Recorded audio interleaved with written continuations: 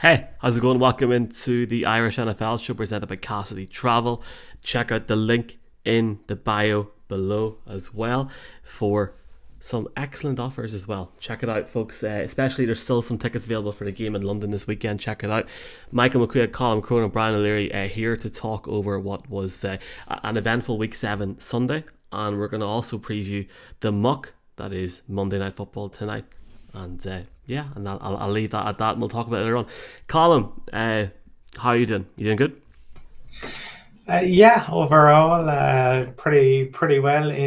Enjoyed yesterday's suite of games. It's easier when you've accepted your team's fate and you can just enjoy the other 31 teams. Brian, just on Colin's point there, we are in no way affiliated with the NFL, of course, so I can put this across. As much as we enjoyed the NFL, I thought the slate of games yesterday was very poor across the board. It was quite poor. From a neutral viewpoint, there wasn't much going on, especially in the early window. Am I wrong to suggest that, or? I think it's to Colin's point last week, whether it was on Thursday show or last Monday, the points on average is down on this season compared to last season. I think defensively, the defenses this year are playing a lot better. It'll probably change as the season goes on. I can understand why you would think that there was a lot of games that were. Look, we got so used to seeing really explosive games by and large for the first 3-4 weeks of the season, but things have slowed down. Said it last week, the points wasn't as extensive as what we saw, but I still felt there was a number of good storylines there. There was close. The witching hour still had some dramatic finishes at the end, and maybe not so much in the late games. The late games weren't as exciting either. Sorry, I was just changing the order of the notes. I'm going to go first. We will talk about the Chiefs. Chiefs were supposed to be number one on the agenda, but I'm going to go straight in because Mark's not here. So let's get to it. Colin, is Tom Brady washed? Is he finished? Is this the end? Should he have walked away last year or the year before? Is Brady done? His stats yesterday, I haven't got them in front of me, were quite flattering. I think it was 29 for 40.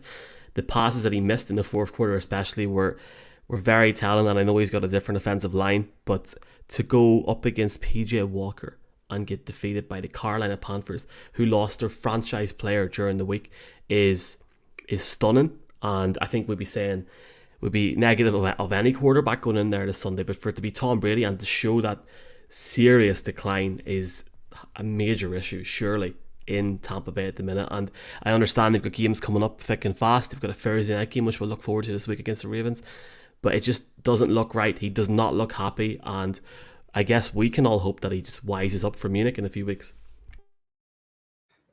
Yeah, Michael, I get plenty wrong, and I'll talk about that a little bit later in the show. But it was obvious to me last year that despite playing at an exceptionally high level, we saw the first signs, I felt, of actual decline of Tom Brady, of the hand-eye coordination. I've talked about it on the show before. You saw it against the Saints last year for the first time. He looked at the hand and he was like, why is the ball not going where I wanted to go? And we saw it a couple of times. He's still Tom Brady. He can still almost will things into existence. But, Father Time remains undefeated. And let's be, rounded out. This is not only about Tom Brady, right? The Bucs running game is horrific. Lanny Fournette got paid, and the difference between Lenny in search of a contract and Lenny having a contract is considerable, certainly. The O-line hasn't helped, but there are very few players, there are very few people who get to choose to go out on top. I imagine, maybe if Brady had his time again, would he choose differently? He might well do. I think, we saw him last week at the podium be very defiant and say retirement is not in my future. I think retirement is coming in. I think, look, given the division, I think they can still make the playoffs, because I just think that division is incredibly kind. There's nobody winning with a winning record there. But I believe that the 2022 season, whenever it ends, will be the last we see of Tom Brady in a playing capacity. Brian, Colin makes a really good point there about Lanny Fournette. Basically, He had 8 carries for 19 rushing yards yesterday. Daniel Jones had 11. Fair play to him for getting those 11 yards. Like Fournette getting 19 rushing yards yesterday. I mean, it's concerning. You have that Mike Evans situation in the first quarter. Never mind the fact that he's given those signatures. I can't wait to ask him for one in Munich in a few weeks' time on the training day on Friday. But it's do you know what? It's pretty sad to watch. It actually is concerning because whenever and Colin mentioned it there, Peyton Manning in his last year, it was quite clear that he had regressed, and he was sort of backed up by that big defense. He could hand the ball off to his running backs and get away with it almost. But I feel at the minute, especially watching that game yesterday when they were down by 2 scores, it was like they're not coming back here. And Ravens fans are worried about Thursday. I don't know what the hell they're worried for because that team isn't doing anything. And it was 32 of 49, 290 yards. That flatters Brady. That performance yesterday was atrocious. It's an accumulation of a number of things, Michael. Like Brady is the focus here, and he always will be because of the player in which he is. But there's a lot of things going wrong. Colin touched on the run game. You're following up with fair stats in the game, but overall, yesterday, 16 rushes, 46 yards in total. So whoever was carrying the ball yesterday couldn't get it done. The defense, as good as it's been, and we spoke about how good they started the season against the Cowboys. They gave up 173 yards on the game yesterday. In rushing to Chuba Hubbard and a couple of other guys. Like it wasn't like McCaffrey was there; he was gone. It's a problem there. Mike Evans drops that ball, and Brady's off, but he is still putting the ball in the position for receivers to catch the ball. I mean that one yesterday, opening play of the game. He puts that in. Yeah, you can imagine things might go differently. So it's just a combination. Yeah, Brady's form is off, but it's just an accumulation of things, and he hasn't got the players, but they're gonna look to strengthen next week before the deadline. They have to. He needs a tight end. He needs a slot receiver. He doesn't want to play with players in the perimeter. Evans is his main target. He's on the outside. He doesn't want that. He wants to be putting the ball in the middle of the field. He doesn't have those players. That complements his style. And if they don't get that sort maybe before next week, season could end. I know Colin's saying it's a long way to go and they'll be in the shake-up, but you're right. I look at the Ravens game Thursday. I wouldn't fancy them. They play the Rams the following week. That's a tough one. And I know we were off on Seattle at the start of the season, but right now Seattle are one of the form sides, especially offensively, and they got to play them in Munich. No one ever thought Seattle would be going into that game potentially as the favourites, and they could well be in a couple of weeks if they don't get the house in order. Thursday's going to be a huge game for them. For what it's worth, both teams arrive into Munich on the Friday at the same time. Seattle leave a little bit earlier because of the time difference for them, but that's the plan as far as I know. It'll be interesting what happens in the records they're at in a few weeks. Colin, I know there's a lot of fans of the Patriots in Ireland, a lot of Brady fans in Ireland, so I think it's important to say that for anybody watching this league, any neutral or anyone, whether you love or hate Brady, we want him to go out in his own way. So I just think it's sad to see, but there's also a lot of Panthers fans in Ireland, the UK and Europe listen to this podcast, and they'll be buzzing with what they seen yesterday with PJ Walker. I know our guy Tim Jenkins was very high up on PJ Walker at one point, and now he looks like he's going to be the starter for at least a considerable future. 177 yards, two passing touchdowns in a day, and 16 for 22. Not a bad day for him, even if it was a bit of a slow start for the Panthers. But look, the Panthers got it done, man. They got it done, and for Foreman to get 120 yards rushing against this Bucs defense, I don't want to go into the Bucs too much here because I don't want to turn this into a Bucs podcast. But you have to ask serious questions around the coaching of this Bucs team, because I just don't think it would have been. I don't think it would have been called for this time last year, and that's all I'm going to say. If we can talk about the Panthers, I'll shut up. Well, look, I think this shows you, and this result should highlight that you cannot take anything for granted, and that things can change very, very quickly in this league, positively and negatively. You can look at the mess the Eagles were in with Carson Wentz and how they turned that around. Equally, like we've talked about it before. The league puts an emphasis on parity, right? There's a parity committee who look to do this. So everything they do is around that. And certainly the Panthers yesterday absolutely thoroughly deserved it. It wasn't a fluke. It wasn't that they got the bounce of a ball. They put in the performance. And they're both a combination of, I suppose, the Bucs struggles and the Panthers defense, helped in that respect. I mean, for the Bucs, just to kind of emphasize how it was, so their drives were punt, punt, punt, punt. That was the first half. Second half, punt, turnover on downs, punt, punt, field goal, end of game. And the Panthers went out and did what they needed to do. Yeah, PJ Walker, who had last week, we talked about the fact that the furthest he threw the ball last week was 1 yard down the field. Looked very different this week, and they're going to roll with him, which I think tells you a lot about Baker Mayfield and Sam Darnold and how they feel about that. They probably want to see what PJ can do because they're going to be moving off of those two guys, and kudos to him. There were two former XFL QBs who had very good days yesterday. You like seeing, every fan base, and the Panthers have had a rough few years, and losing Christian McCaffrey, it had been certainly a rough week. So happy for them to have gotten a fully and thoroughly deserved victory yesterday. Any final points to make on either team, Brian? Obviously, a great day for guys like Chubba Hubbard, but a great team performance from the Panthers, who will be buoyed because they're not that far back in the division now, which is hilarious. One game back, Michael. Unbelievable, isn't it? Like, they play the Falcons this weekend. Imagine they were to turn over this Falcons team. I was happy for Wilkes. Like, he's taken on the job, and he's already pretty much been told you would have to do something extraordinary to get the job. So maybe that's the start of the extraordinary storyline that we might see over the coming weeks and months, that he can win more games than expected. They've got a haul back on the McCaffrey deal. We never got an opportunity really to speak because that happened late on Thursday night going into Friday after we finished recording. I mean, they got a good return on that. Like, if they are in the top 3 or 4 selecting in the draft next year, they will likely get a future quarterback, a future star, judging by what's been said about the guys coming out. So, yeah, it might be a difficult time for Panthers fans, but look, we spoke about this league time and time again. The Bengals went to the Super Bowl last year, haven't won 4 games. The year before, there's teams like the Jets and the Giants who have had bad seasons now challenging for divisions. NFL can change very quickly, so I wouldn't say all is lost for the Panthers in the future. Let's touch on McCaffrey. Let's look at that Chiefs 49ers game. And Colin, we have to hold the hands up. Mahomes was absolutely stunning on Sunday.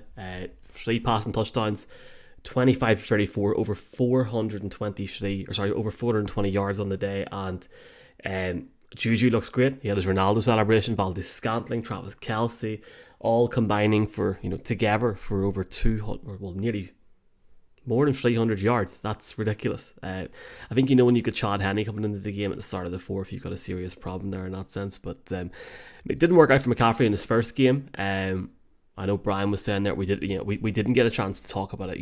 The podcast was recorded on Thursday and it went out overnight on Thursday, and it actually dropped. I haven't really talked about this on the air. It dropped when I was going to bed at 10 to 5 on Friday morning. So I just want to thank Kyle Shanahan and John Lynch. Thanks a million, lads, for that 2-hour sleep on Thursday night. But I'm stunned nobody offered a first for him.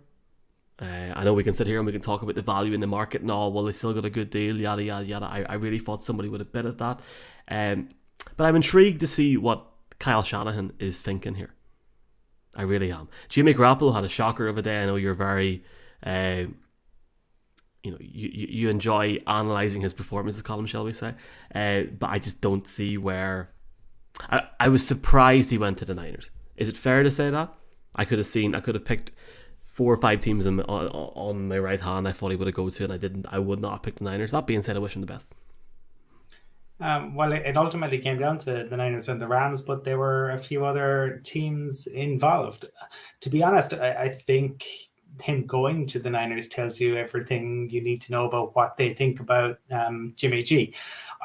Ultimately, there's an incredible book to be written about the John Lynch, Kyle Shanahan years in the Bay Area and what has gone on in terms of running backs and the way in which they've utilized running backs in terms of the draft and trades and Jimmy and everything else. I think it's a team that looked around the NFC and said, this is winnable. We can go out and we could potentially make a serious run here. And we talked about it. You never know what is going to happen. You look around the league and you see a significant number of injuries yesterday again, and serious injuries. So if the opportunity is there to make a run, I can understand why teams figure they have to try, but it does put them in the predicament of, I suppose, not having a whole lot to go on in the future. But they're going to say, look, we need to win a ring, and we've invested all this in now, and we'll figure out the future when we figure it out. Look, there will be better days for the 49ers. They ran into a Chiefs outfit yesterday who are fantastic. And we've talked about it on the show before. Andy Reid is an absolute magician, and armed with Patrick Mahomes, Travis Kelce, and everything worked for them yesterday. They came out with a brilliant plan to nullify Bosa. But a lot of what I suppose people thought might impact on the Chiefs in that when Tyreek Hill was gone just hasn't happened. So stats, offensive plays of 20 plus yards through the first 7 games. Last year, 23. This year, 37. Nearly doubled it despite not having Tyreek Hill. They are converting 47% of their third and longs. Now that is probably not sustainable to keep it at that level, but it tells you where they're at.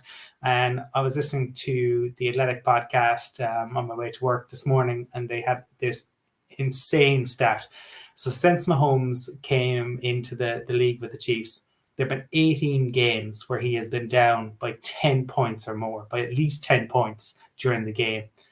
He has a winning record in those games. He's 10-8. The next closest team is the Eagles, who've put themselves in a hole on 26 occasions, and they have 8-18. So it is just insanity what Patrick Mahomes, he is never dead and buried. I mean, that's the thing about this game yesterday. They went down by 10 points. They threw the interception, and it just never felt like, it was like the blink of an eye and they were back in it. Brian, just on what Colin said there, first off, I can't believe he wasn't listening to my podcast. Thanks for that, Colin. And people that are watching this live, get a comment in on YouTube, search Irish NFL Show. We'll get to your comments at the end. Really appreciate it. Brian, the 49ers under Kyle Shanahan are now 1 for 30 when they're trailing by 3 or more points entering the fourth quarter. Right, let me take this and put this to two sides. There are a lot of Niners fans that listen to this podcast, a lot of Niners fans in Ireland that are obviously very excited of McCaffrey coming in. And obviously, he's a phenom of a running back. He's the best running back in the league, obviously. My issue with the whole situation is, does Kyle Shanahan have a plan for this team? What is the plan for this team? Because I just don't see what he's at. And granted, he's been given a bit of a bad hand in terms of what happened to Trey Lance, but it's just, there's so many things going on. The only thing you could say about them at the minute is the NFC's complete trash. So they have a hell of a chance as it stands. All they got to do is win, 6 more games? And they've got a shot at the big time, at the Rose of Tralee in February. Who knows? But Chiefs look good. What's his plan, Michael? I would suggest the plan is to play strong defensive football. They were number 1 defense going into the game yesterday, and then rely on Garoppolo to win games and be efficient on his side of the ball in terms of the offense. We didn't see either of that yesterday. Obviously, Colin alluded to Jimmy Garoppolo as well with his bad play. I think they've had 7 turnovers in the space of 2 weeks. That's not good. And then defensively yesterday, DeMarco Ryan is that the defensive coordinator. He's the guy that gets all the attributes for how great he is. His business Salah left. Well, yesterday in the second half, the Chiefs put up 30 points on them, and he never adjusted the defense once. He went zone throughout the course of the game, and usually when you play against the Chiefs, you try to go man to man and disturb the wide receivers and try to lock them down as best you can. He didn't do that yesterday. He said, let's play zone. He didn't adjust, which I found very unusual. I was listening to a podcast and what Colin was saying on this one this morning. Immediately they said, why didn't they adjust when you realised it wasn't working? Flip to something else. You know what you're going to get from this Chiefs team. The explosive play after explosive play. But from a Chiefs perspective, what really impressed me again, and we've seen it time and time again this season, red zone efficiency. They were 4 for 5 in the red zone yesterday. It's like when they get into the red zone, you can forget about it. It's a touchdown. Trying to hold them to field goals is very difficult. And they're getting plays from everybody right now. You've called out all the players that are performing. I looked at the Chiefs' schedule. They're on a bye next week. And you were saying last week about, is it a likelihood that we will see the Chiefs and the Bills in a potential playoff game? It's hard to see how they won't play each other. Like the Ravens have their struggles, and we thought they'd be close, and the Chargers I mean, they're the biggest spoofers I've ever seen in the NFL world. So we'll get to them shortly. I mean, who's going to stop these two teams? Chiefs next week. Sorry, they're on a bye. Then they play Titans at home. No chance for Titans in that game. And then they play the Jags at home before they go to the Chargers, who are soft side. So I tell you what, we'll wrap it up and we'll come back after Thanksgiving. I'm taking no, I'm just saying, like you said to yourself last week, how can you see these two teams? You know, the AFC, these two teams are marquee. They stand out in the AFC. But look, yeah, you asked how the 49ers are going to correct this. They'll correct it by playing strong defense and Garoppolo stops turning the ball over. That'd be a helping hand. Let's talk about the Chargers. Let's talk about the Seahawks call. Seahawks run ragged on them. Fantastic performance.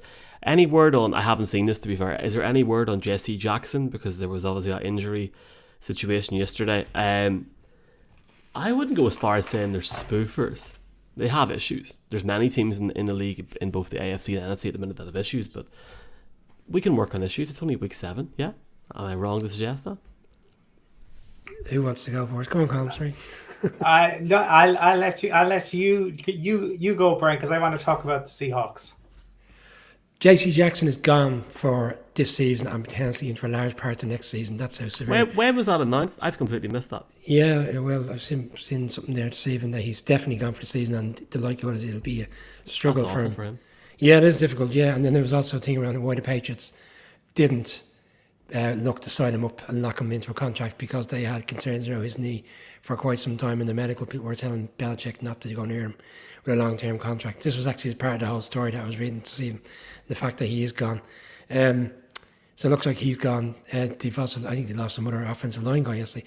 Look, I don't know why I picked the Chargers in this game. Like, Brandon Staley was brought in to fix this defense. He's going up against Pete Carroll, and for all the love and hate Pete Carroll gets on this show and from the NFL circles, Pete Carroll's a very good head coach, and he's going up against Brandon Staley, who was brought in to fix this defense. And yeah, here we are 2 years later and can't seem to fix it, can't seem to fix the same thing that was causing all the trouble last year, which was the run game.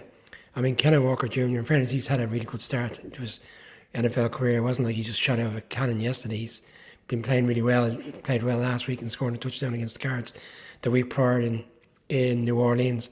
But they couldn't stop him yesterday. He went up and down the field and scored 2 touchdowns. You're going to get to Geno, I'm sure. But like again, Geno, 20 for 27, 210, 2 touchdowns.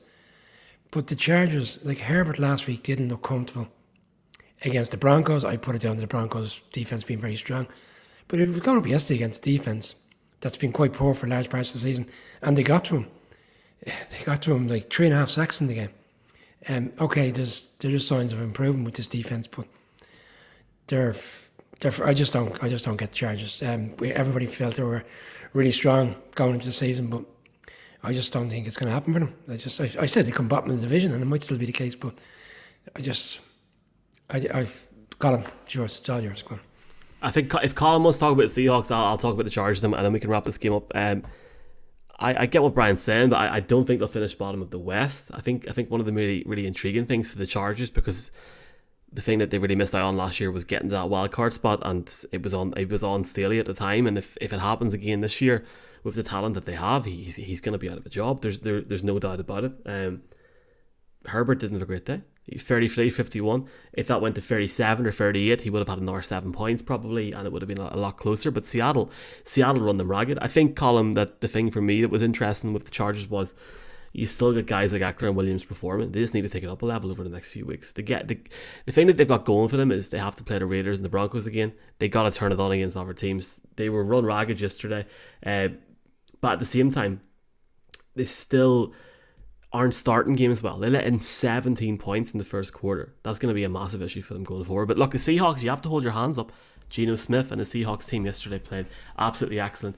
Kenneth Walker, sweet Jesus. I mean, if I had £1 for every run he made, or €1, probably €1 is probably worth more now at this point today, but if I had €1 for every run or every yard he made yesterday, I'd be happy enough man this weekend in London.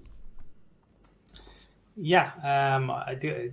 The only anything I'll add on the Chargers is, why was Justin Herbert throwing the ball 51 times? I mean, that's just insane. But anyway, look, here, talk about getting things wrong. I owe Pete Carroll an apology, not for what he did at USC. Still think that was wrong, but Pete was, got a lot of heat over the last few years in terms of what he was doing and how he was holding that team back. And my goodness, they have been fantastic. And him and the GM, and that is in turn their draft this year. So Charles Cross, picked in the first round, started every game thus far. Michael, you talked about Kenneth Walker. He has 353 yards since week 5 alone. Crazy. Abraham Lucas, taken in the third round, started every game. Brian, taken in the fourth, has 4 forced fumbles, leads the NFL. Tariq Woolen, who is a candidate for Defensive Rookie of the Year, him and Sauce, has 4 interceptions, tied for first in the NFL. Their rookies have taken 2,111 snaps, the most in the NFL. They have gotten, up to this point, they have gotten almost everything right. They have made the adjustments that they needed to make on defense. They are explosive. And you saw Pete Carroll's coaching yesterday. Gino was really hot at one point, at a key point in the game, and came over, and Carroll just calmed the situation right down. Gino went out, made a fantastic pinpoint throw to Tyler Lockett after that. So kudos to the Seahawks, who are playing unbelievably well, sit atop the NFC West, and right now will have the number 6 pick in the 2023 NFL Draft. Mike, I just want to make one more quick point on the Chargers. I struggle with his offense because Colin was talking, has made a fair point. Why they thrown the ball 51 times? Well, they threw the ball 54 times against the Broncos on Monday night, and the highest reception was for 22 yards to Mike Williams. Mike Williams, who now is gone with a right ankle sprain and won't be playing for the next couple of weeks. And Keenan Allen is always prone to an injury here and there. He's been out for already a large part of the season. You'd worry about his consistency to stay in the game. And Austin Eckler is a great running back on his day, but there's no consistency to the run game. It's just not a fluid situation right now, offensively. And when they don't play well offensively, defensively, probably with the exception of the Broncos game, they haven't played really well this season. So, yeah, Herbert's going to have to carry them. And there's players like Palmer and Carter, the wide receivers, who a lot was expected of them, haven't really stepped up either. So, interesting few weeks ahead for the Chargers. I mean, they're 4-3, so I'll put it out here now. I would give both my arms for Justin Herbert. So I'm going to leave it at that. But I don't think Herbert's the problem, though. That's the thing. No, he's not the problem. He's the solution. So, I think Steely's job's in line if he doesn't get the most out of him. And I'm talking about divisional championship. That needs to be the limit that needs to be the expectation for that team. Next game we're going to look at is the Commanders beating the Packers. I am not going to apologise for, I think I called Brian out on the show, and I called the Commanders out on the broadcast on Thursday. I watched it back. And just look at the stats. Now, we started this broadcast tonight being very out on Brady and talking about his performance. The offensive performance from Green Bay yesterday was absolutely atrocious. Go look at the stats on the running backs, the wide receiver core, and on Aaron Rodgers, and then go look at the stats on the Indianapolis Colts yesterday. And Matt Ryan's been benched today. Granted, that's been over a number of weeks, but we're 3 weeks in now to this whole Packers situation.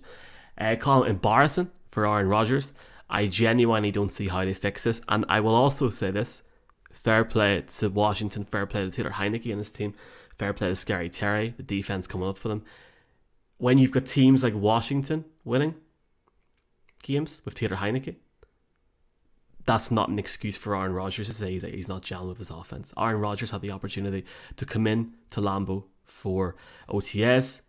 He chose to stay and go talk to Joe Rogan for months. We're now seeing the effect of this. Even yesterday, in terms of the wide receiver core, only one wide receiver for Washington had more yards than any Packers wide receiver. The end of the game was embarrassing. Packers fans are already looking forward to next year. I don't know what they're looking forward to because they've gave Rodgers a huge contract.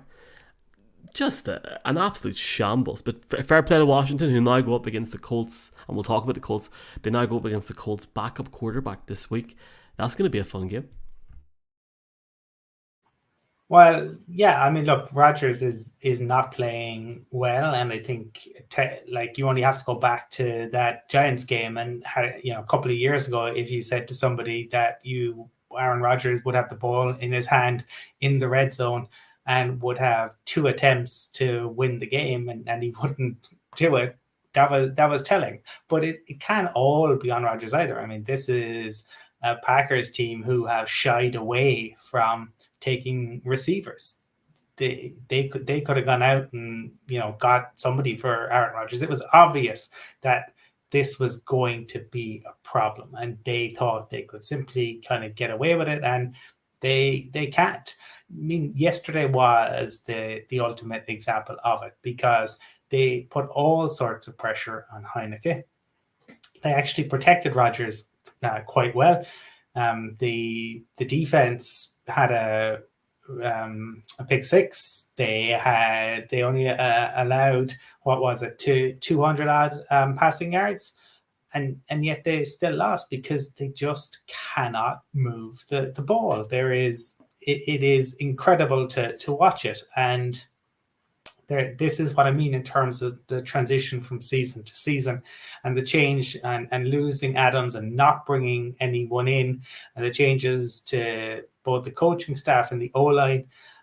But there is a huge amount of frustration. You can see it with Rodgers. You can see it with Matt LaFleur. There is an incredible amount of frustration there. They're clearly not on the same page. And I think given the contract that you mentioned, given where they're at, and they should be looking around the NFC, and they should be saying, we need to go and get a wide receiver. Go and make the trade. Give away some of those picks. Bring somebody in. Give Aaron Rodgers a weapon, because it's, if they don't do something quickly, the Vikings are 5-1. The Vikings will be out of sight in that division. Certainly the wildcard places are still up for grabs. And once you're at the dance, anything can happen.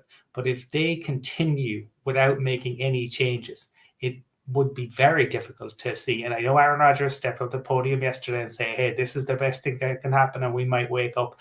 It's difficult to see that being the case if they don't make changes. Brian, Column's talking about the Vikings. If this was any other team, if this was the Vikings and this is Kirk Cousins, they'd be calling for O'Connell's head, they'd be calling for Kirk Cousins' head, saying it's a disgrace. They were blitzed like hell against the Giants and refused to change it in the fourth quarter to try and get the ball down the field. The Jets went mad at them, and they refused to run the ball effectively during the game. And all they had to do yesterday was hand the ball off to Aaron Jones. Here, bookies are laughing. Aaron Rodgers certainly isn't laughing. I genuinely do not see any situation in which they turn this around.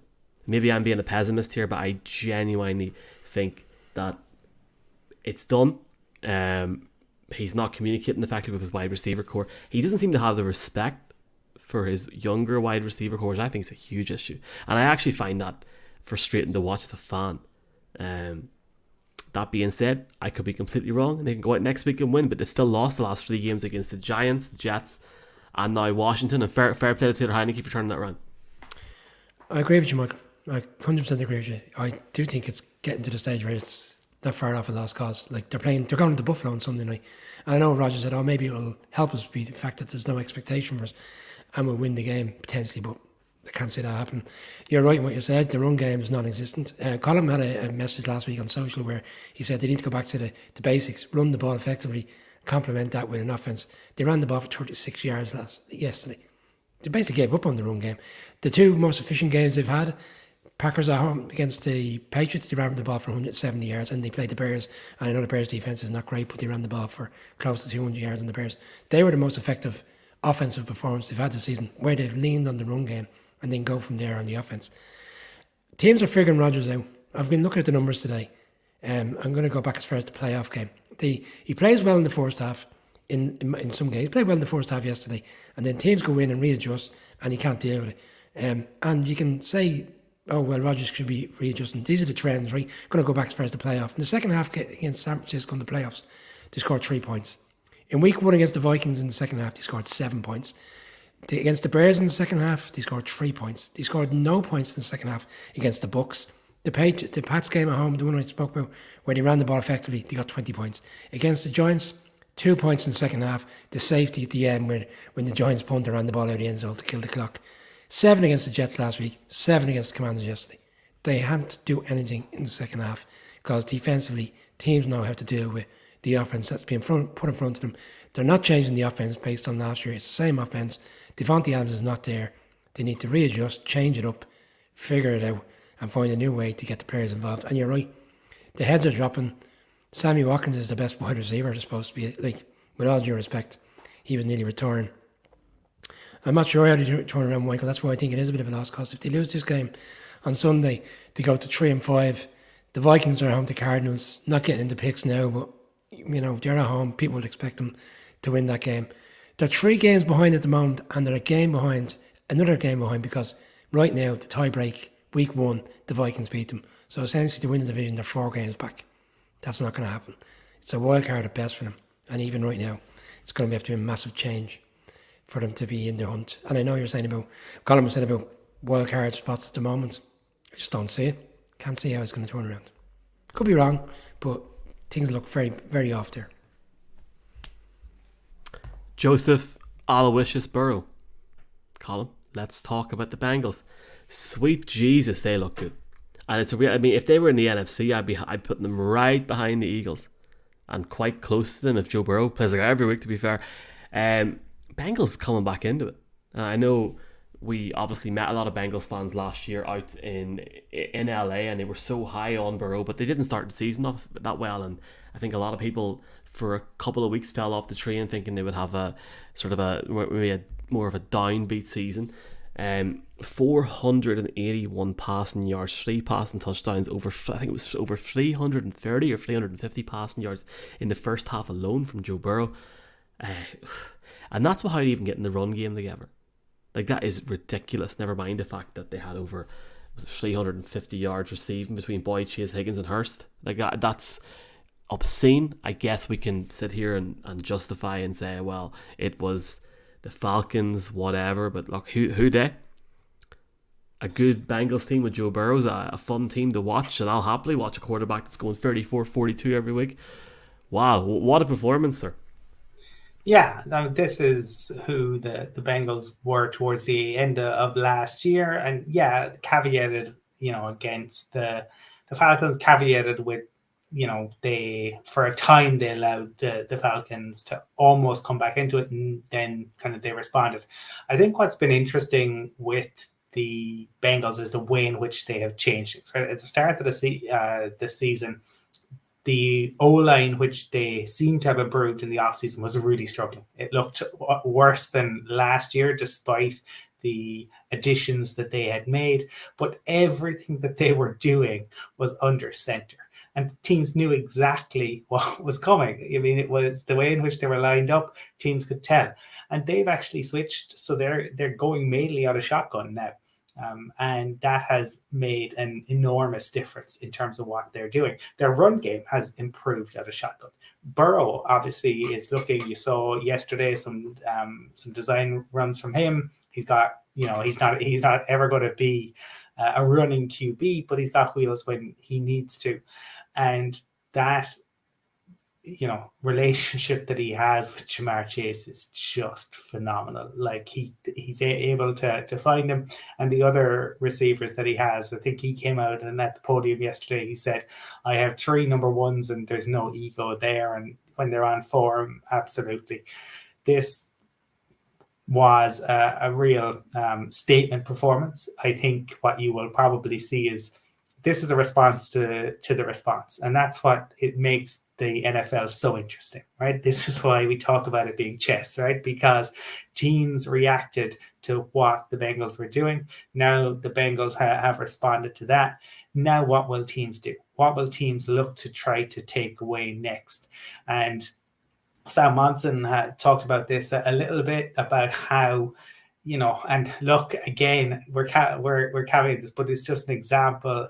Randy Moss, right? When Randy Moss first came into the league, the way in which he absolutely annihilated teams, they had never seen anything like him. And that first season, second season was incredible. Then after that, he had to find different ways to win, and he did. And Randy Moss is one of the greatest receivers to ever play in the National Football League. It'll be interesting to see what teams look to do to take away Chase, because if you allow Chase to dictate and play how he wants to play, you are in for a long afternoon. It was always going to be a difficult game for the Falcons. Like, they played quite well this season, but they are limited. Like last week, they only threw the ball 13 times. 12 times. This week, they only threw the ball 13 times. If you get into a situation where you're down by double-digit scores, they don't really have the team to come back at them. And then you're going up against, as you said, the Bengals. Like 3 of the touchdowns yesterday. One was 60-yard, one was a 41-yard, and a 32-yard. 3 explosive touchdowns. You need to have a team that has an offense that can go blow for blow, like the Chiefs or the Bills in the AFC and the Falcons in the NFC South. As well as they played under Arthur Smith, and we were praising them last week for the turnaround the season. I always felt that was going to be a step too far. And yeah, the Bengals have readjusted. And even there's a lot of Bengal fans that watched the show, and they were commenting at the weekend on our picks and stuff, and they were calling them, and rightly so, the 3 defeats have all been by walk-off field goals. So they're thereabouts in the AFC, and it'd be interesting to see now when the AFC games roll around. They're playing the Browns next week, which is another humdinger for an AFC North divisional game. Bearing in mind how close these games always seem to be. We saw it yesterday with the Ravens and Browns, which we'll come to shortly. So interesting times, but yeah, it was great to see Burrow and Chase. The connection is unbelievable. Looking forward to watching that over the next few weeks. No doubt the Bengals will be up there towards the end of the year, and that can make things interesting, depending on who gets the number 1 pick. Let's see what happens, and no doubt we're in for a fun time there again. Can Cincinnati shock the world again? Colin, let's jump on this Giants-Jacksonville Jaguars game. Jaguars fall 2-5, Giants 6-1 now after the win yesterday. Jags and Broncos both 2-5 play each other in London on Sunday. We'll all be there. 1:30 kickoff. The clocks go back this weekend. How scary is that? Scary biscuits, lads. Here, first off, before I sound like I'm being naive here, well done to the Giants in the win. Fantastic to grind out a win. 6-1 in the season. Saquon looks fantastic. Never mind the fact that Daniel Jones, did I say Daniel Jones had 10 yards? He had 107 yards rushing. That's my bad. Can I just, I'm not even going to apologize anymore. I literally have had about 4.5 hours sleep average per day for the last 2 months. So no, I'm not apologizing. That's incredible. That's unbelievable. But Jesus, Colin, the Jaguars threw this game away. Yeah? At the end. How the hell did they not score a touchdown at the end? They had about 18 opportunities. The whole Saquon thing with the minute. Granted, the Giants could have done the same thing before that, but Trevor Lawrence, in terms of yesterday, had 22 for 43. If you actually look at the next-gen stats, the amount of incompletions he had would make a Broncos fan sort of happy for Sunday. That's how bad it was. But when is he going to get that right? You got Christian Kirk there. Christian Kirk only had 96 yards yesterday when he could have had way more than that. Travis Etienne carried that team in the rush yesterday. Excited, I guess, to see in person what Trevor Lawrence can do if he's improved much over a year on Sunday. And the Giants, who have the Giants got on Sunday this week, Brian? Seattle.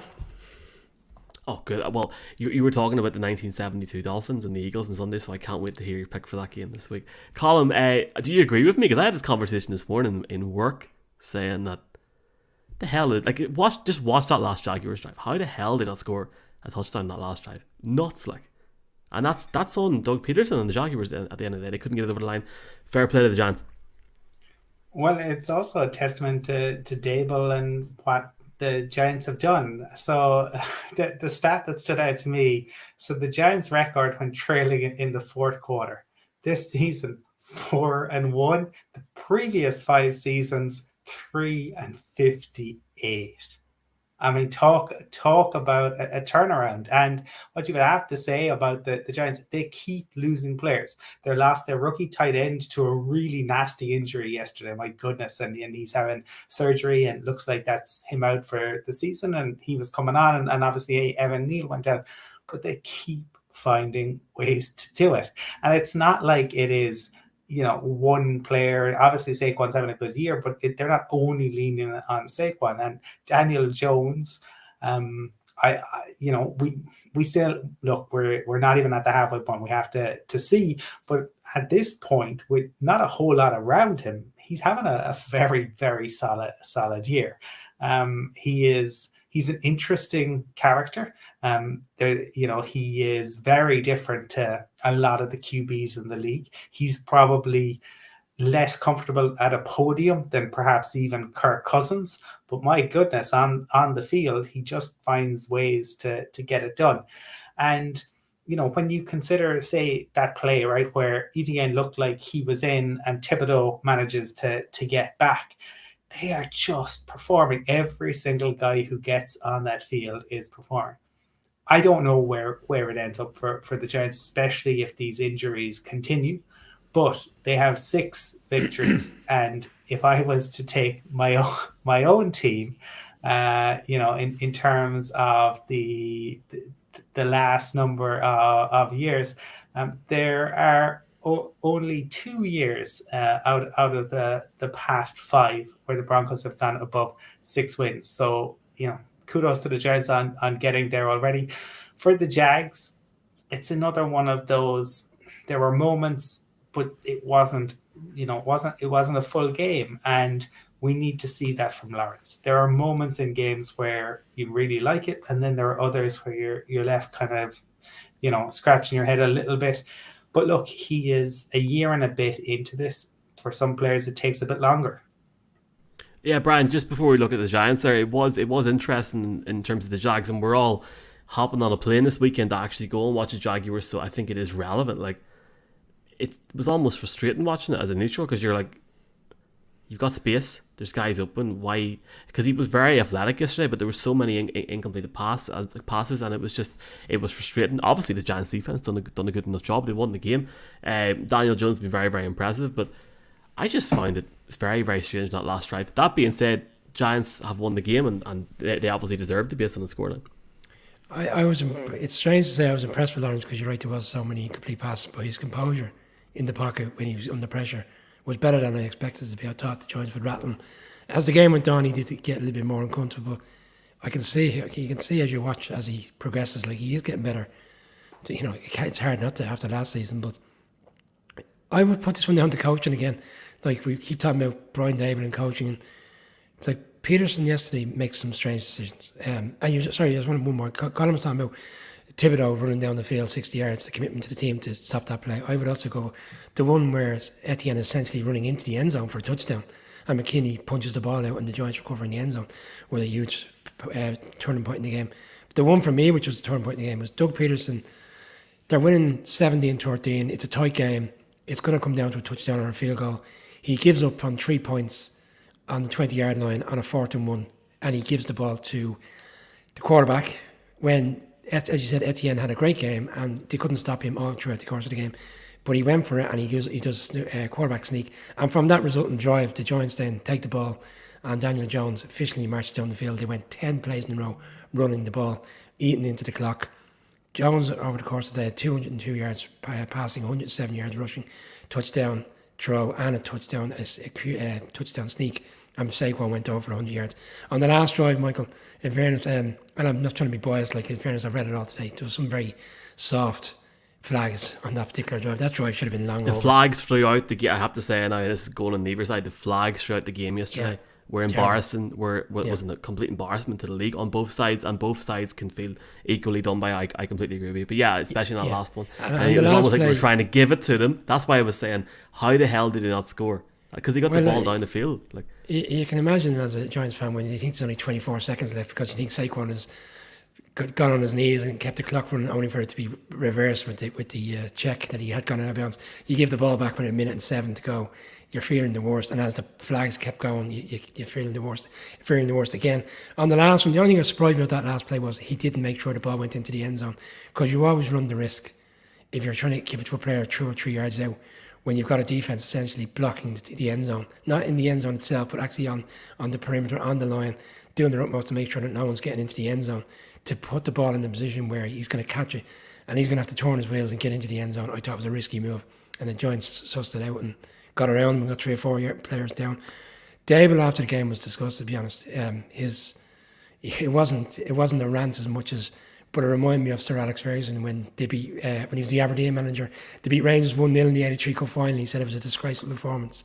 Do you remember that one, Colin? 83 Cup final. Have you ever The hell want to year go? were you born, sir? 78, Michael. No, genuinely, have you ever watched? Honestly, Colin knows what I'm talking about, don't you, Colin?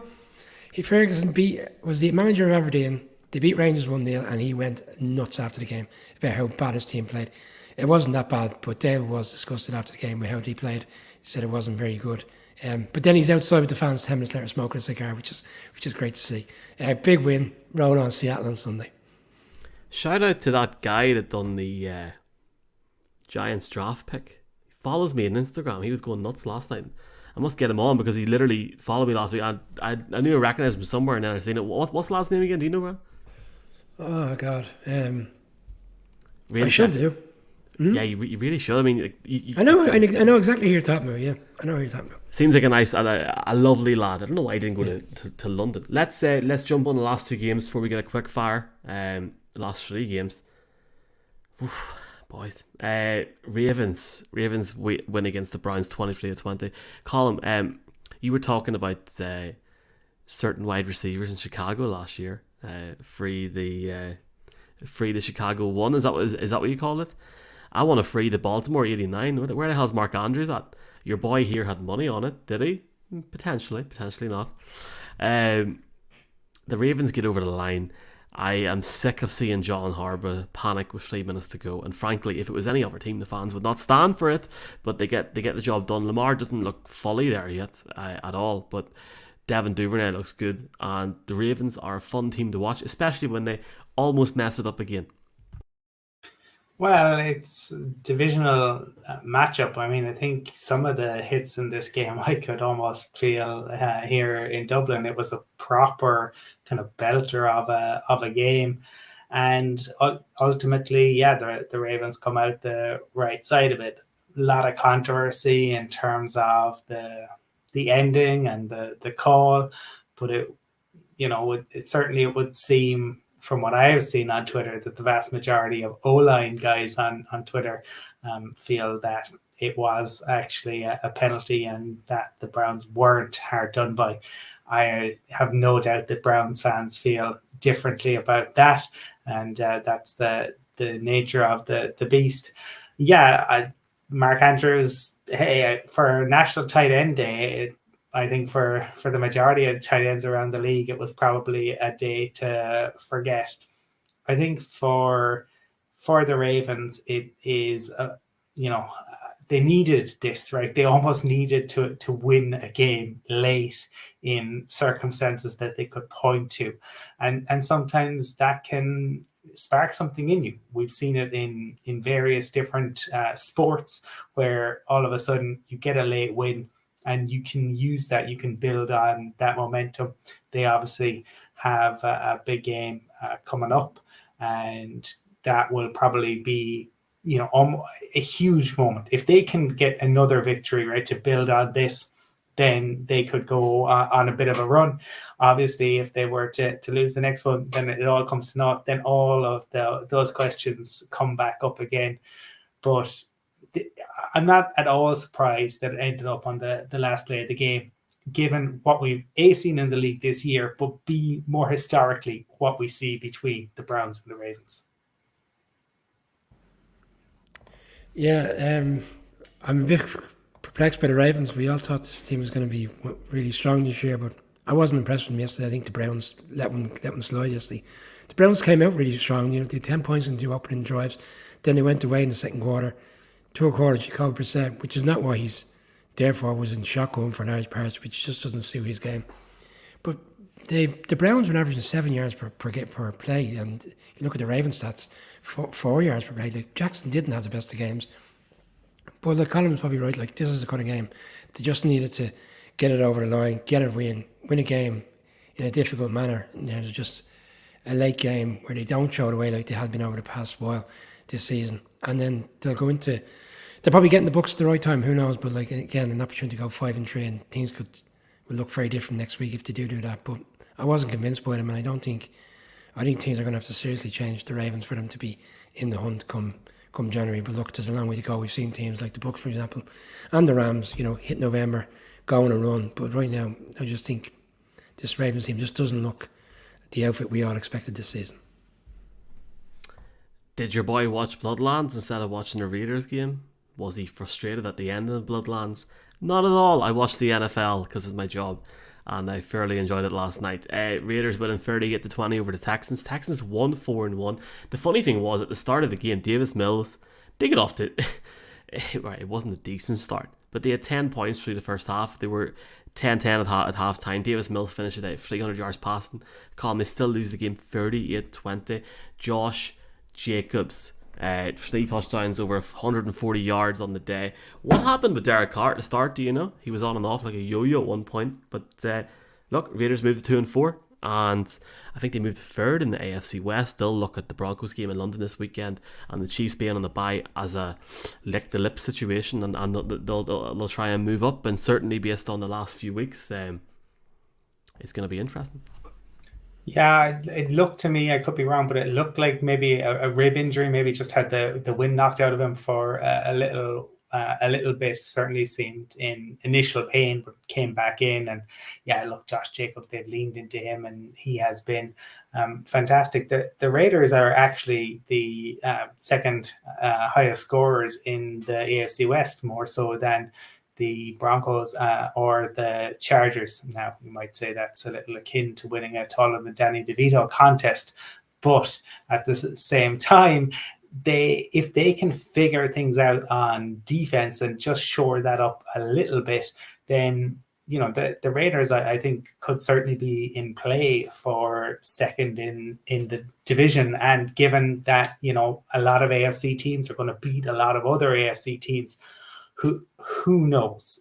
Things got off to a really, really rocky start for Josh McDaniels and the Raiders, and obviously what happened with Devonta Adams, and we talked a little bit about that. Police investigation seems over the top, but maybe again, like we talked about with the Ravens, that sometimes teams can kind of coalesce around a late winner. Sometimes teams can coalesce if they feel that there has been a slight against them and there's been an overreaction. Maybe that's something that the Raiders can kind of coalesce around. That will be interesting to see, but nobody is going to enjoy trying to stop Josh Jacobs with the form he's in. Contract year also. Brian, what did you think of the Raiders' defense yesterday? Max Crosby had a decent day in terms of tackles. Harmon had an interception on the day. The thing for me with the wide receiver core is they're not getting enough out of Renfro and Hollins. They need to try and justify that, because okay, you can give us Devontae Adams as many times as you want, but he had 95 yards yesterday. Eventually, in games when you're not playing the Texans, that's going to become an issue. But look, the Texans held in there. I remain to be convinced on this Raiders team overall, but if we're going to call the Chargers spoofers, maybe I can go halfway towards calling Derek Carr a spoofer. Time will tell. We're only 7 weeks in, baby, and we'll see what happens. Also, did you know that Vegas is only 274 miles from Glendale, Arizona? I knew that, yeah. I didn't know that. I do now. Yeah. now. I just assumed I'm going to leave that with you, and we'll talk about that in late January. We were holding that one for the following year when the Super Bowl's in Vegas. Nah. We'll do what they're doing for the World Cup. They're flying into Abu Dhabi and they're going to Qatar. We could do that. A day trip to Vegas. I know, a day trip to Glendale and then. Okay, well, anyway, I don't think people want to be hearing about our itinerary. We'll move back to the game. It's more interesting than this game, mate, to be fair. Well, I don't know. Like, this game was interesting. I actually thought this was actually one of the better games this weekend, because you're going into the fourth quarter and it's 24-20, and the Texans are fairness to the Texans, no matter who they're playing, they'll always do their utmost to stay in the game and be in a position to win the game. And when it gets away from them in the fourth quarter, Davis Mills, like, you can see the way the game plan is. Like, and I'm not going to compare him to Daniel Jones, but it's the type of, you don't make any mistakes and allow us to be in a position to win a game come the fourth quarter. But the problem is, once they get behind by double digits or he gets prone for a mistake, we saw the interception against the Bears a couple of weeks ago, which led to the field goal that won the game for the Bears. And yesterday, when they were in the game 24-20, he does the pick six and essentially close the game is over then. So 38-20 is not a fair reflection. I thought the Texans, for large parts, played well. But on the flip side for the Raiders, you're talking about the offense.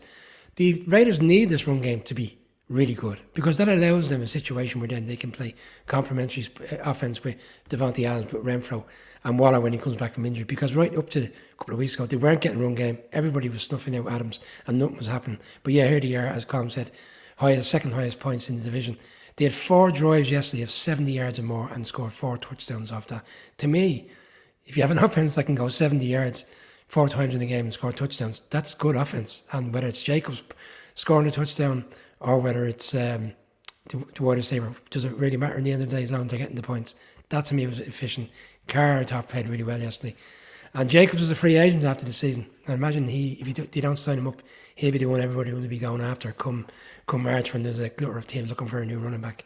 For a guy that was playing in the preseason game in the Hall of Fame game, and they gave him a handful of snaps, and they continued that throughout the preseason because there was a conversation or a narrative that he wouldn't be very involved this year. He's rebounding, he's proven a point to that Raiders team.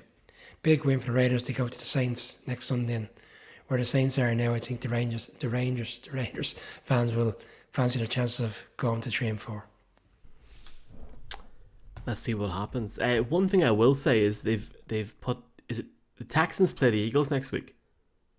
Yes. And Not they've this scheduled weekend. one of the games for the World Series. It must be the week after. Well done. Whoever puts these schedules together, fair play. And I know that we're all going for the Phillies to win the World Series, especially Brian here, big Phillies fan. So I think you'll find I'll be cheering on Houston. Thanks very much. Here, Colin, what a year for Philly, yeah? Jesus. Right, here. We've got one more game to look at. I'm so tempted to make the commissioner's decision here to talk about something else, but we haven't talked about this team much, actually, and I have to give it to him.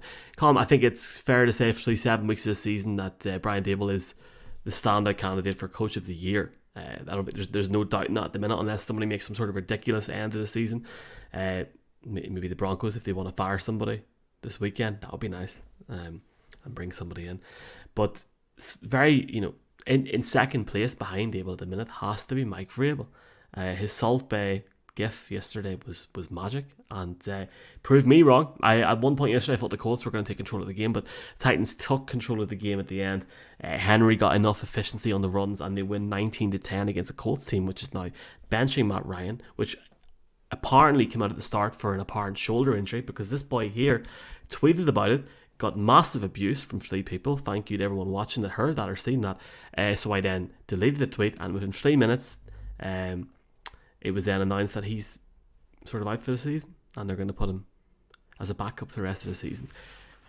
Matt Ryan has been awful this season, but to bench him after everything, it's week 7. Really? What are they doing? I mean, do you agree with that? I do. I think there's the Colts are a mess. They're an absolute mess. They're a train wreck.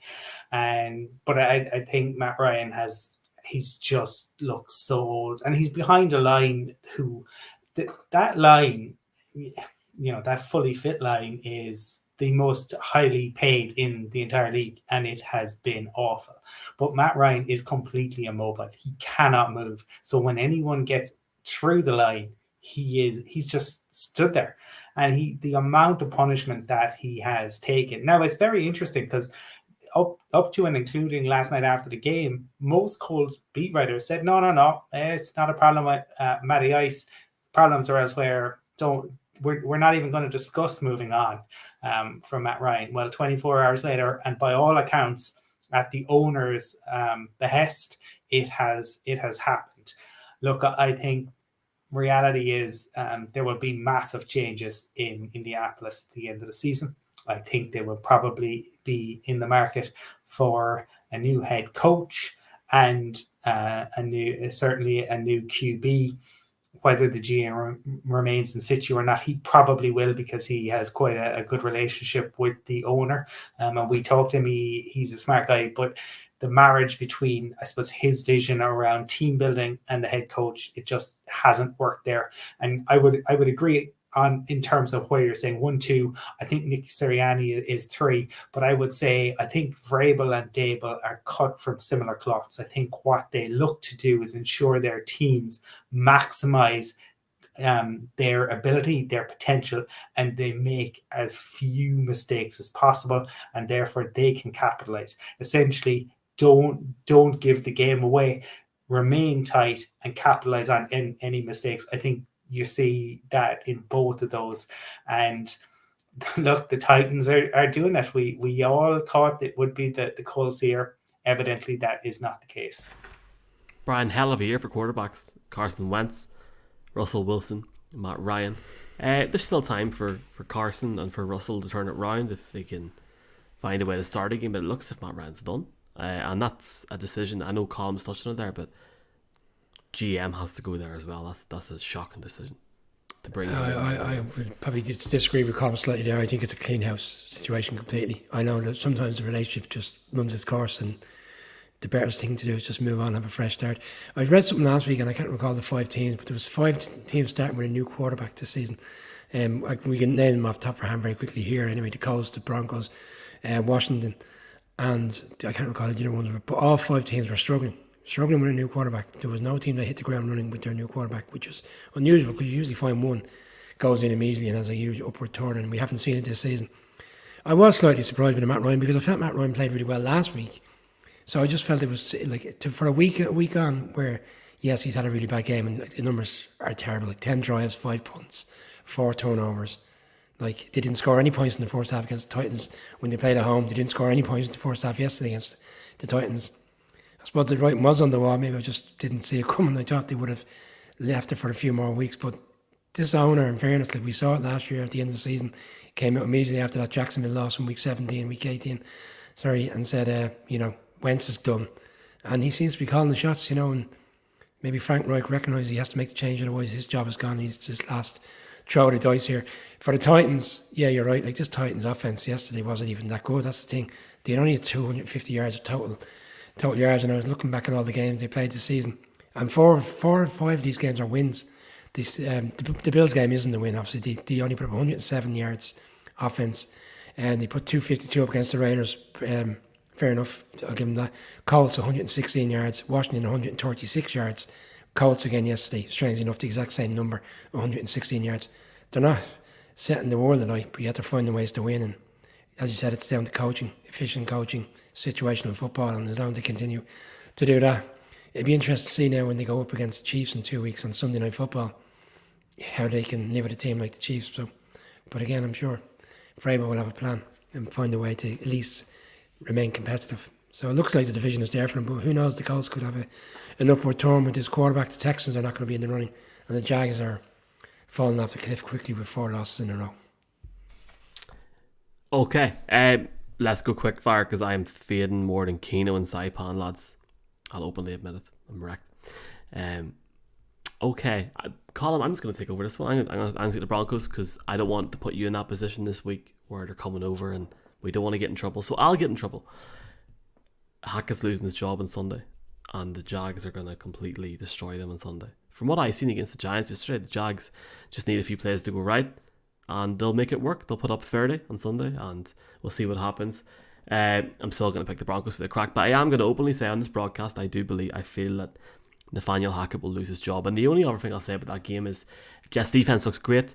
Has anybody seen the kid on TikTok for the Jets that eats the ice cream whenever they win? Really, I'll try and find it. Really, really cute kid. He's become like a viral sensation. I think he's called Joey. Anyway, when Colin talks about the Cowboys in a second, I'll find it and put it on the screen. But really, really cute kid. Fair play to the Jets. Fair play to Sauce Gardner. And the only thing I'll say about the Broncos is that play at the end of the game was an absolute disgrace. Like, Colin, we know a guy that's travelled from Australia for that. I mean, sweet Jesus in Nazareth. And that's all I'm going to say. I believe the last time he came in London, McDaniels didn't get on the plane or he was fired. They have a bye week the week after. They are not surviving. He is not surviving that. And yesterday proved one thing. Russell Wilson is not the problem. Colin, that Dallas defense looks legit. And I guess people are asking what the second best team in the NFC is.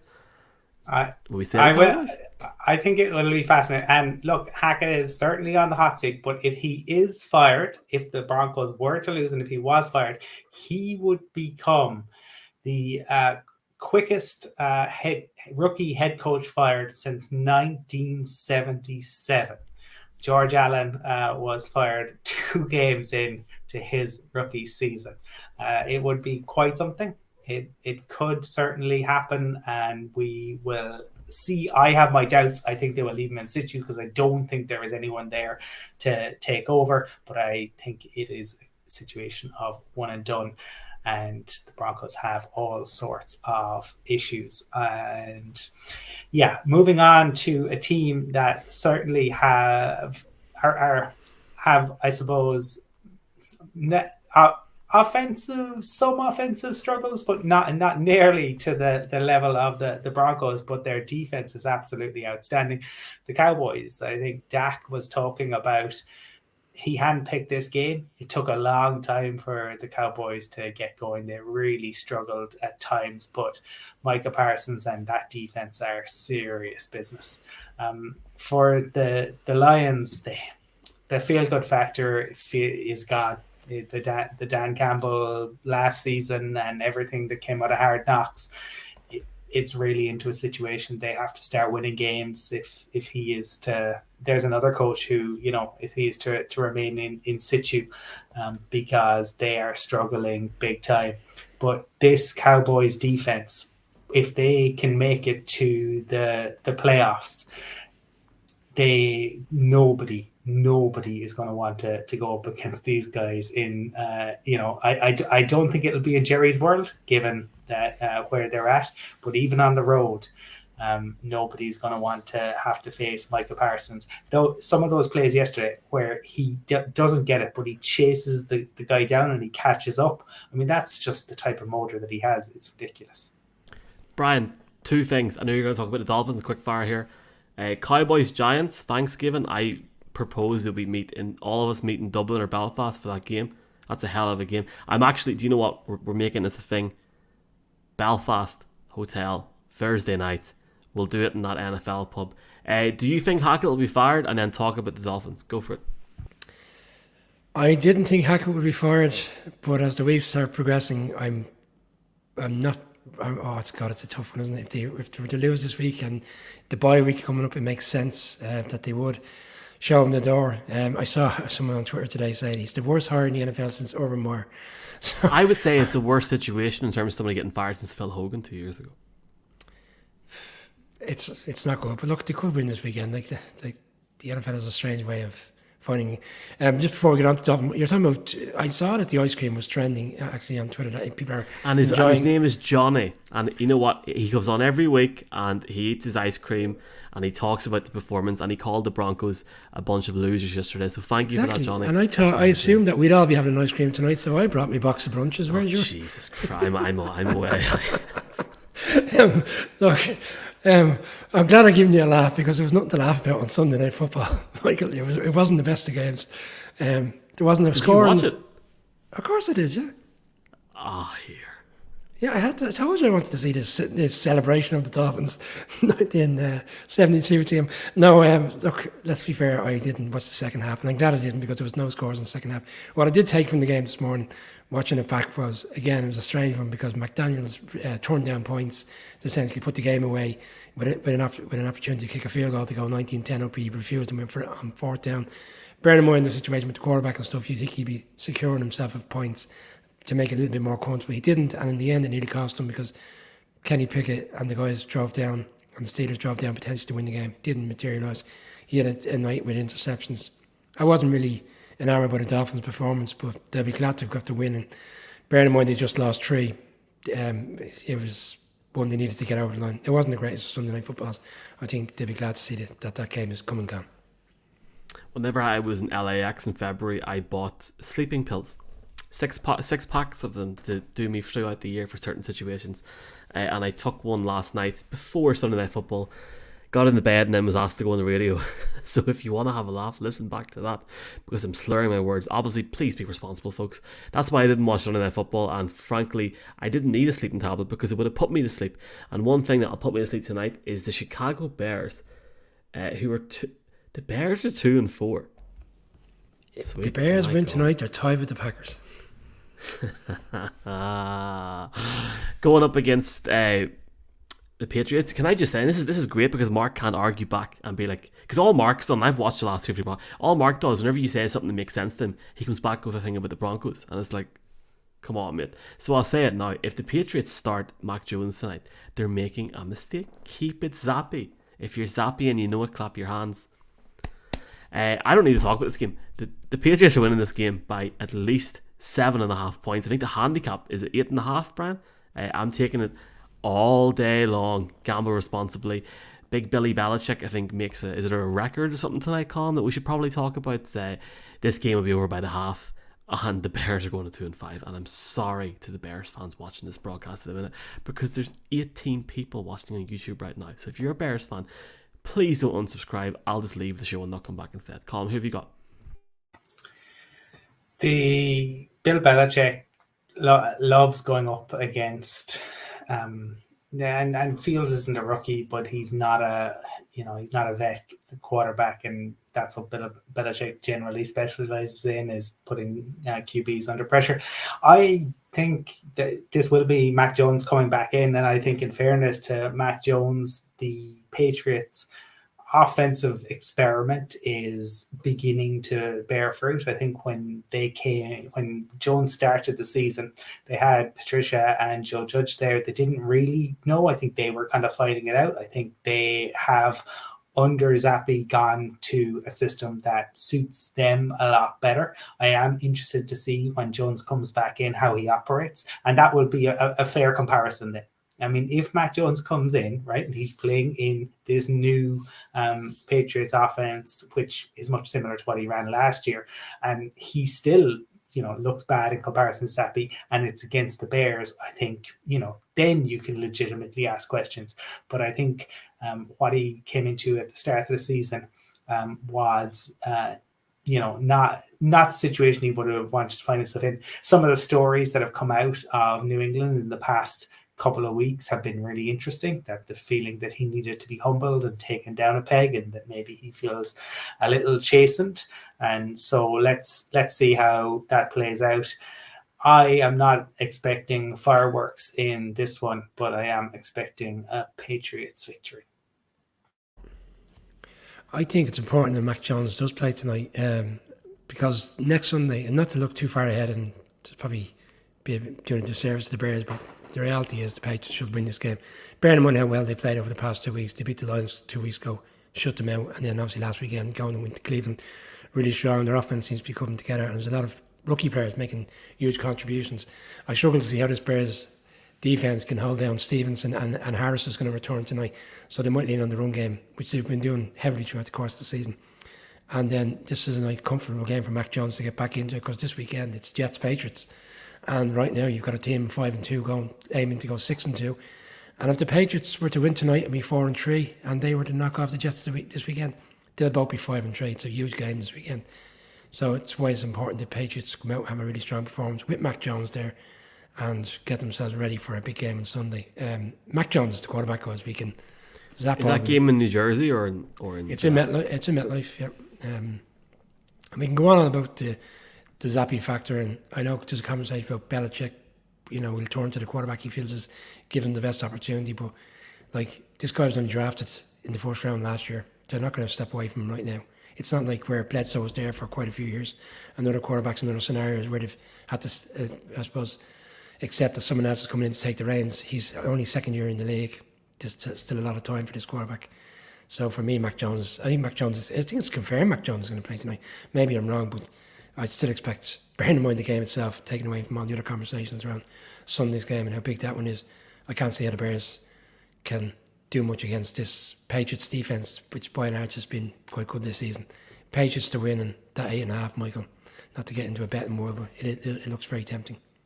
I was actually trying to find the handicap for that Jets game on Sunday, because the Jets will surely open up as favourites for the first time against the Patriots in a long time. And one thing that I will say, I know we've got a betting podcast coming out this week, the Packers are, is it -10.5 or 10.5 underdogs against the Bills.